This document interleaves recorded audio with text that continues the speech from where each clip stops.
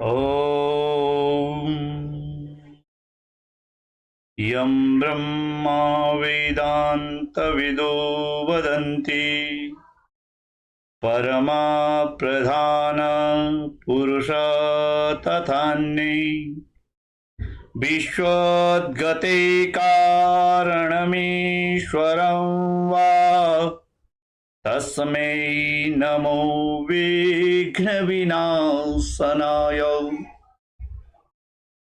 आप सभी लोग मां रेणुका वैदिक ज्योतिष अनुसंधान केंद्र से आप सभी लोगों को बहुत बहुत शुभकामनाएं गणेश चतुर्थी की।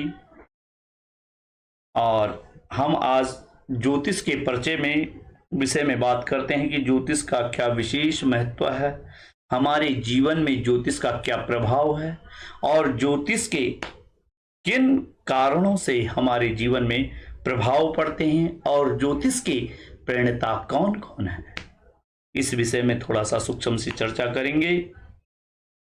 तो आइए, कहते हैं ईशान सर्वभूतेषु गूढ़ात्मा न प्रकाशते दृश्यते तु अग्राय बुद्ध्य सूक्ष्माय सूक्ष्मदर्शिभिः। इसमें सूक्ष्म से सूक्ष्म तत्वों की जो बातें की गई है और कहते हैं वेदस्य निर्मलम चक्षुर ज्योतिष शास्त्र कलमसा विनीतदखिलम कर्मम सूत्र स्मृता स्मार्त न सिद्धते। ज्योतिष शास्त्र को जो है वेदांग साहित्य का जो ज्योतिष वेद का जो अंग है वो क्या है, चक्षु है। चक्षु मानी नेत्र है। ये इसके बिना हम जो है कुछ भी देख नहीं सकते हैं, क्योंकि ज्योतिष की जो सहायता है, ज्योतिष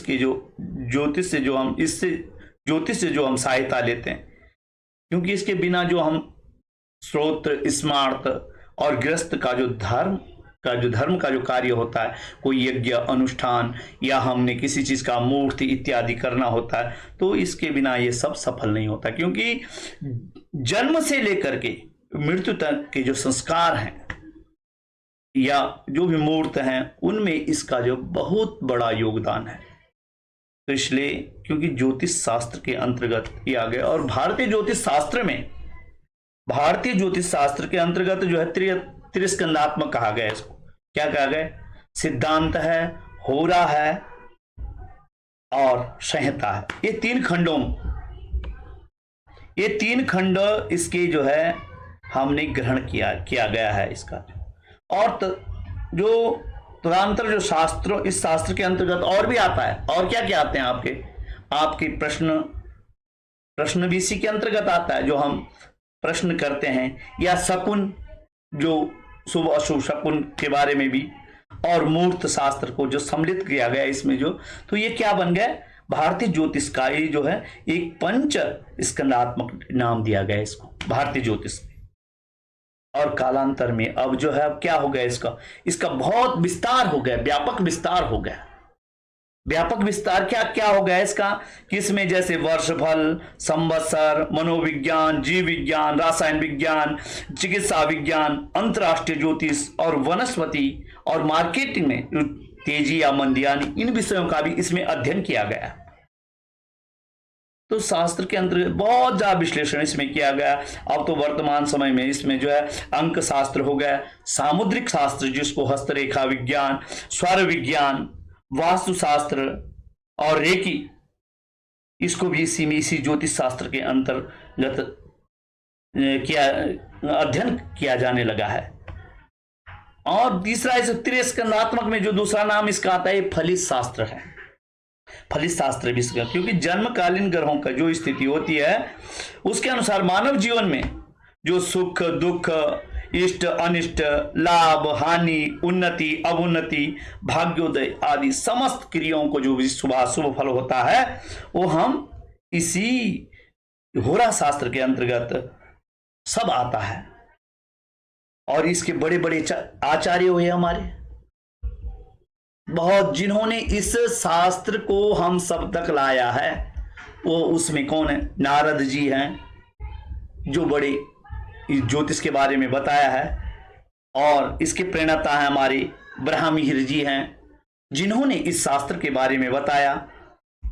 और आगे जो गर्गाचार्य जी हुए, उन्होंने भी ज्योतिष शास्त्र में भगवान श्री कृष्ण जैसे की कुंडली पे चर्चा की है, तो योगेश्वर की कुंडलियों में भी चर्चा की। तो ऐसे बड़े बड़े ऋषि और पारस ऋषि इनको जो वैदिक ज्योतिष के जो बड़े ज्ञाता हुए, इन्होंने भी बड़ा ही विशिष्ट बताया। और हमारे जो ज्योतिष के विशेष, फलित ज्योतिष के जो विशेष योगदान जिनका है, वो हमारी महर्षि भृगु जी हुए। तो ऐसे जो ऋषि मुनि हुए, ये फलित ज्योतिष के मुख्य प्रेरणा रहे हैं सब लोग। तो इन्हीं के कारण से, क्योंकि फलित ज्योतिष में जो सर्वाधिक महत्व है वो जन्मपत्री, जन्म कुंडली का है। और जन्म कुंडली किसी भी जातक के जन्म कालीन जो आकाश मंडल का जो उस समय का जो स्थिति रहती है, जो उस समय का नक्शा आकाश मंडल में होता है, तो वो नक्शा जो हमारे 12 भाव में 12 राशियों में स्थित वो ग्रह उसी समय के शुभ और अशुभ स्थिति को अभिव्यक्त करते हैं। वास्तव में जन्म कुंडली का, वास्तव में जो जन्म कुंडली है ना, मनुष्य के पूर्व जन्मों के जो ये जन्म कुंडली जो होती है ब्रह्ममिहिर के अनुसार, या तो जन्म कुंडली जो होती है वो पूर्व जन्म के जो हमारे सिंचित कर्मों की क्या है, मूर्तिमान रूप है। कर्म सिद्धांत के अनुसार अगर देखें तो 3 प्रकार के कर्म होते हैं, 3 प्रकार के कर्म माने जाते हैं, सिंचित, प्रारब्ध और क्रियमाण कर्म। देखो, अनेक जन्मों के जो हमारे पाप पुण्य जो भी अर्जित किए जाते हैं, किए हैं, कर्म किए गए हैं, वो सिंचित कर्म कहलाते हैं। और सिंचित कर्मों का जो हमारे जीवन में फल, मानव जीवन में वर्तमान शरीर के द्वारा भोगना शुरू कर देते हैं, उसी को हम प्रारब्ध कहा जाता है।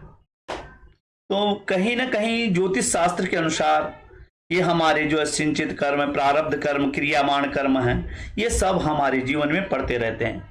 और क्योंकि जो आकाश मंडल की जो स्थिति है, आकाश मंडल में जो ग्रह हैं, उनका प्रभाव हमारे जीवन में पड़ता है। तो ज्योतिष शास्त्र का सबसे जो मुख्य आधार है वो क्या है, इस ब्रह्मांड का जो काल माना जाता है, काल की जो गणना की जाती है, या काल जीवों के जो सुख दुख, जीवन मरण, लोक परलोक, उत्थान पतन, ये जो अनेक प्रकार की जो स्थितियां हैं, उसी ब्रह्म रूपी जो काल है वो जीवों में उत्पन्न होता है और उसी में लीन हो जाता है, उसी में वो उसका विलय हो जाता है। कालम कालः सृजति भूतानि कालः संहारते प्रजा।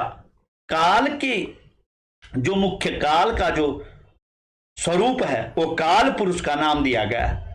और काल पुरुष को कहते हैं, किसको कहते हैं, सूर्य उसकी आत्मा है।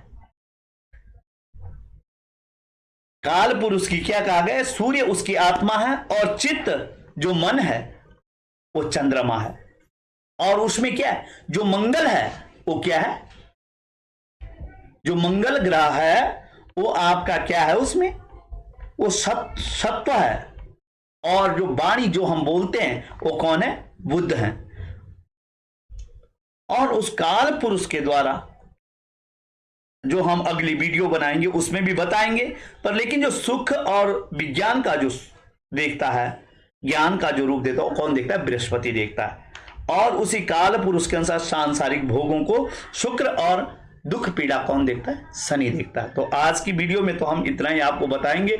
अभी अविरत ये चर्चाएं चलती रहेंगे ज्योतिष के बारे में। जो भी चर्चा आप हमसे कर सकते हैं, हमारे संपर्क नंबर पे आप हमसे चर्चा कर सकते हैं। किसी भी प्रकार का कोई प्रश्न हो, हम कोशिश करेंगे कि आपकी शंकाओं का समाधान करेंगे। इसी के साथ जय श्री राम।